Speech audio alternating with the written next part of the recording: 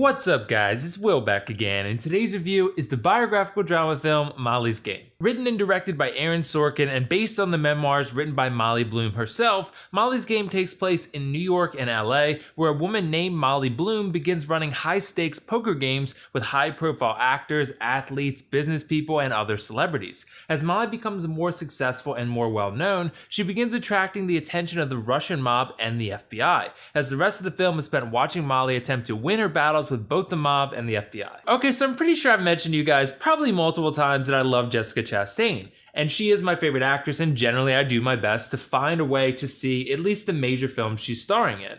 I think she just has a unique way of leading films and elevating them with her performances that are almost always pretty dynamic. I think I was more drawn to this specific film because of her and Idris Elba than I was the premise in the trailer. And generally, I think Jessica Chastain and Idris Elba are the best parts of this film, not unexpectedly. I really enjoyed this movie overall. But yeah, I think the biggest reason and the most credit goes to not only Jessica Chastain and Idris Elba, but the entire cast really. Because there's a lot of very strong performances in Molly's Game. And I think that hooked me a little bit more than the story itself did. I think the story is good, but the performances are great. Because Jessica Chastain, first and foremost, as the star of this film, definitely has another Oscar nomination coming her way here. And I think Idris Elba will likely be in the running but just miss the cut, but he's still also very good. Cera is also very good. I didn't expect him to be as good as he was in this role because it doesn't seem like, his kind of role that he would play. Kevin Costner is also very good. This cast is just, very, very talented from top to bottom. So yeah, the acting's great all around, but I think another reason I like this film a lot was because they do a great job developing Molly as a character and a person. She's very flawed in a lot of ways, but she's extremely strong and motivated and intelligent. Now, half of that you could probably attribute to Jessica Chastain and her excellent performance, but the other half has to go to Aaron Sorkin for writing and developing a character that has several layers to her, because they do a nice job showing you where Molly's coming from and why she chooses to start running poker games and eventually making more questionable decisions later on in her life and in the film.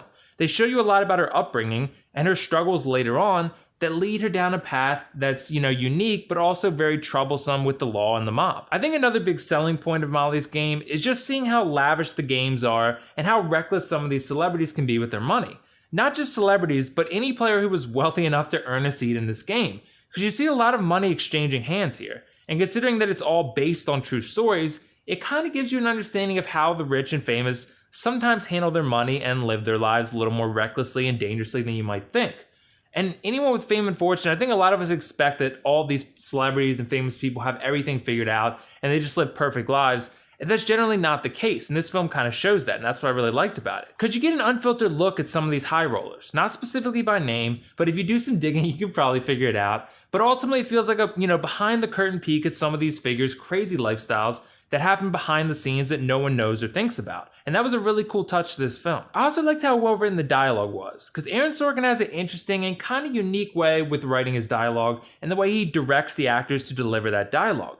Because generally Aaron Sorkin does this thing, where the characters will speak almost lightning fast, and the conversations move fairly unnaturally, I'd say. That happened particularly in the newsroom. I've never loved that about his work, but generally the dialogue felt nasty and grim and honest, and that was something else I really liked. There's really only one thing I didn't like about this film, but it is kind of a big thing to be honest. So Molly's Game is around 2 hours and 20 minutes long, around 2 hours, 20 minutes.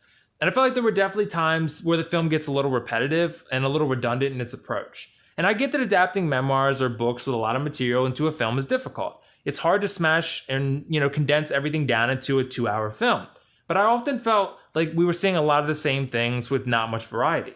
It's a lot of poker games, Molly watching over them, and then a new player joins, something goes wrong, rinse and repeat. And certain times I love that approach and, that design to the film, and other times I wanted something different. But overall, I like Molly's Game a lot. I expected to like it, and I did, and it's a very good film. It's not quite one of the very best of the year or anything, but it's still well worth your time. I thought it had excellent acting performances from the entire cast, great character development for the main character, very well written dialogue, and a very eye-opening story. As for the cons, just one, but it is a big one. The film tends to be repetitive and could probably cut like 20 minutes or so. I'm going to give Molly's Game an 8.5 out of 10 and recommend you check this one out in theaters if you're looking for a fun and well-acted drama film. I think this is a hard film to dislike. So did you guys see Molly's Game yet? What did you think of it? And if not, let me know why not. And also let me know your favorite Jessica Chastain movie. Still 0 Dark 30 for me. That's all for now though. This is WillFoxification signing off. See you in the next review.